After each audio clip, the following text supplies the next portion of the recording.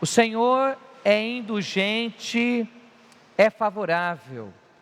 Como nós já escutamos há cerca de 2 domingos a parábola do joio e do trigo, então eu vou me concentrar um pouquinho mais hoje na nossa reflexão homilética, na primeira leitura, que é uma das páginas mais belas e mais profundas da Sagrada Escritura.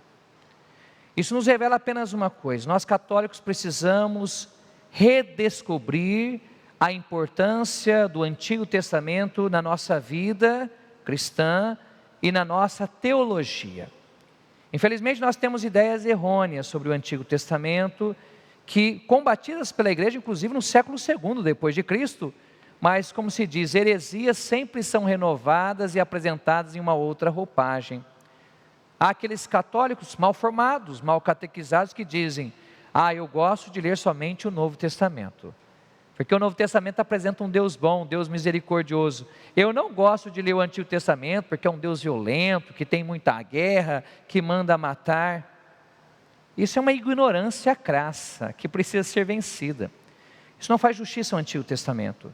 Na realidade, a nossa dificuldade com a Bíblia não é por causa da Bíblia em si mesma, mas a nossa incapacidade de entender o seu jeito de dizer, que nós chamamos gêneros literários. Aí a importância então de nós procurarmos formações bíblicas, buscarmos, por exemplo, uma catequese de adultos. Lá na minha paróquia, por exemplo, eu reorganizei a catequese de adultos. Eu sempre digo que a catequese de adultos não é somente para quem está procurando sacramento e quem não tem. É para aquele católico que deseja também se aprofundar na fé. As nossas comunidades deveriam possibilitar, cada um segundo a sua natureza, o seu limite, essa formação e esse aprofundamento na fé. Nós precisamos disso. Você está aqui no Santuário da Vida exatamente porque você tem sede de Deus. E muitas pessoas, inclusive quando eu venho aqui ao santuário, presidir a Santa Missa, mandam mensagem para mim no Messenger, nas redes sociais da paróquia, falando: olha, padre, eu te agradeço pelas homilias catequéticas. Talvez é uma marca que ficou do padre Alisson. E o fato de estar aqui exatamente é para isso, para que você na sua casa, você que às vezes não teve a oportunidade de se aprofundar na sua catequese, talvez morando num rincão do Brasil que o padre não passa uma vez a cada 2 meses, olha a importância de você acompanhar então a nossa Santa Missa e poder aprender conosco e celebrar de onde você está. Por que o padre fez essa introdução? A primeira leitura nós vemos aqui Moisés. Nós estamos no livro do Êxodo, lá no capítulo 20 de Êxodo. Moisés recebeu em 2 tábuas de pedra os 10 mandamentos. Claro que a versão que nós aprendemos é uma versão catequética. Você na sua casa, e você que está aqui, você sabe decorar os 10 mandamentos? Não precisa falar não, eu não quero que ninguém passe vergonha, espero que ninguém vai passar vergonha aqui. Mas nós aprendemos na nossa catequese os 10 mandamentos. E olha que bonito, nos 10 mandamentos, nós podemos dividi-los em 2 partes.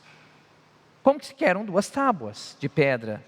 A primeira parte, os 3 primeiros mandamentos, dizem respeito ao nosso relacionamento com Deus. Amar a Deus sobre todas as coisas, não falar seu santo nome em vão, guardar domingos e festas de guarda. E por que a primeira tábua, esses 3 primeiros mandamentos, coloca Deus em primeiro lugar? Pois aquele que tem fé, o que vem em primeiro lugar? Não é o próximo, não é ele mesmo, é o próprio Deus. Quando nós temos fé, Deus é o centro da nossa vida. E nós estamos aqui devendo falar: será que nós vivemos esse amor a Deus com toda a força do nosso coração, com toda a nossa alma, com todo o nosso entendimento? A segunda tábua dos mandamentos, que é do 4º ao 10º, aí fala da nossa relação com os outros. Não é interessante que o primeiro mandamento da segunda tábua, que é o 4º mandamento, é honrar pai e mãe. Porque no entendimento da Sagrada Escritura, a nossa vivência do amor a Deus passa pela realidade mais fundamental, que é o amor que começa em nossas casas. E depois vai entrar os outros: não matar, não pecar contra a castidade, que lá na Bíblia está: não cometerás adultério, não furtar, e assim vai por diante. Olha, esses 2 mandamentos, Moisés lá em Êxodo, esses 10 mandamentos, que Santo Agostinho que fez assim, para uma maneira didática, mas lá na Bíblia nós temos um pouco mais estendido, uma fala bíblica, mas o conteúdo é o mesmo. Então Moisés que recebe as tábuas, os mandamentos de Deus, ele sobe o Monte Horebe, Mas o que acontece? Enquanto Moisés está lá diante de Deus, o que o povo faz? Vocês se lembram? O povo não sabe esperar. O povo não sabe confiar que seu líder está diante de Deus rezando. O povo faz um bezerro de ouro. É o pecado da idolatria. O bezerro de ouro não significa que se fosse um Deus, mas alguma coisa que lembrasse talvez Deus, e começam a adorar esse bezerro de ouro. O que acontece quando Moisés desce do Horebe? Ele vê aquela situação. E aí ontem nós vimos que Moisés, vendo essa situação, a primeira leitura nos disse que ele se encheu de ira e arremessou por terra as tábuas, quebrando-as no sopé da montanha. Olha a ira de Moisés. Quebrou aquilo que foi escrito por Deus em tábuas de pedra, ele quebrou. Por que ele quebrou? Porque as tábuas são sinais da aliança do povo de Deus com Deus. São as cláusulas. Por exemplo, quem é casado?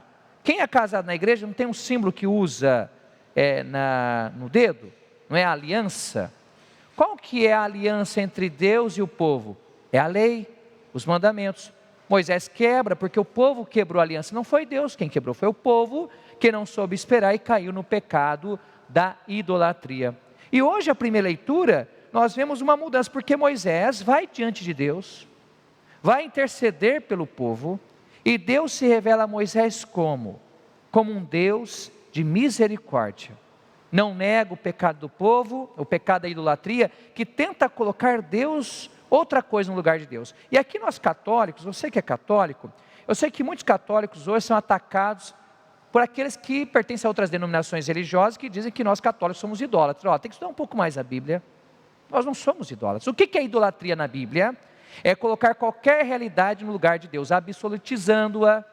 Por exemplo, se você coloca o dinheiro como fundamento da sua vida, o que o dinheiro é? Um ídolo. Ele ocupou o lugar de Deus no seu coração. Se você colocou a beleza, se você colocou uma ideia, porque no altar do coração do homem só existe um lugar para uma coisa em primeiro lugar, para Deus. Então a idolatria tem várias formas. Nós católicos usamos as imagens, os ortodoxos os ícones, não para adorar imagens, nós não adoramos imagens. Qualquer católico sabe disso, que a nossa fé é na fé no Deus que é Pai, Filho e Espírito Santo. As imagens são o quê? Uma pedagogia, um instrumento para nos ajudar a ter uma experiência com Deus. Quando alguém fala, vocês católicos são idosos, eu falo, não senhor, a igreja nunca pregou isso. Onde está isso no catecismo da igreja católica? Eu sempre digo o seguinte, que a imagem, e vocês veem aqui no santuário, não temos as imagens, temos algumas imagens de escultura, mas nós temos ícones, daqui são ícones. A palavra ícone significa imagem. Veja, alguém está adorando a imagem aqui? Não está? As imagens servem para quê? Olhando aqui, preparar o nosso espaço litúrgico. Quem sabe um dia o padre vem aqui e explica um pouco essas imagens para você, para nos levar a Deus. Qual que é o centro? Não é Jesus? Então, as imagens é como se fosse uma fotografia. A gente está vendo aqui agora a imagem de São José, uma fotografia. Você não tem a fotografia da sua mãe na sua casa, lá na estante? Você quando olha para a fotografia não é a sua mãe, lembra a sua mãe, remete a sua mãe. Você não está adorando a fotografia, ela existe para uma questão, lembrar um fato da sua vida. É a mesma coisa. Então vamos devagar com o andor, como diz o ditado, que o santo é de barro. A gente tem que ter pé no chão, não é isso? Agora vamos ver, Moisés aqui reconhece que Deus é misericordioso. Olha a importância de conhecer a Bíblia. Lá em Êxodo capítulo 20, quando Deus se revela, fala assim, que Deus, o que aparece em primeiro lugar?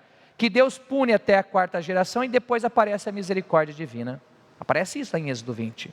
Agora em Êxodo, que nós acabamos de escutar agora, em Êxodo 33, não aparece a justiça, aparece a misericórdia.